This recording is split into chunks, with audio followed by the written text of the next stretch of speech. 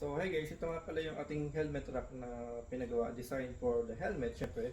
So meron tayong yung nagamit nating spider and then yung ating LS2 which is ito na siya. Pero yung ito mga bago natin, hindi pa natin siya nalagay dito kaya let's try na ilagay din dito siya. No?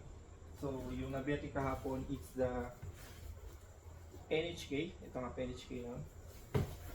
Yung ating K5R na defect sa design ng NHK na nilaunch sa makina ng Moto Show. And siyempre, so wala siyang kasamang free lens. So nagbumili pa ako separate na lens na clear kasi may kasama siya smoke lens siya, no? So yun itong ating NHK. Yung NHK is we're gonna put here the second on the top. Okay. Right. Next. Ito yung ating empty helmet na which is for Sniper 155 limited edition. So si empty helmet guys, may siyang libreng lens. Yung kaganda sa kanya. Okay. So lagyan natin siya, no?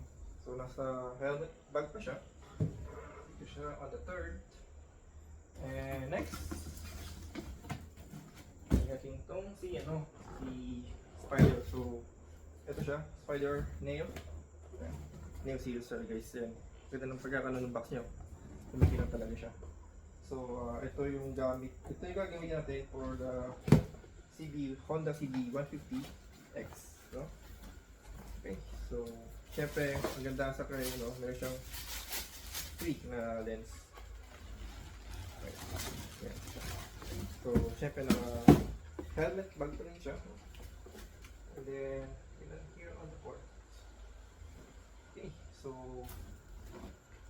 everything all set na guys. Nailagay natin lahat sa ating helmet rack, which is meron siyang additional open space pa siya, no? Na plan ko, we're gonna put some motorcycle riding boots kung nakabili tayo, no? Pero sana sakto siya. Okay, so ito, we have the NHK, empty helmet again, Spider, and then Jalis 2 yung ginagamit yung white. Okay, so,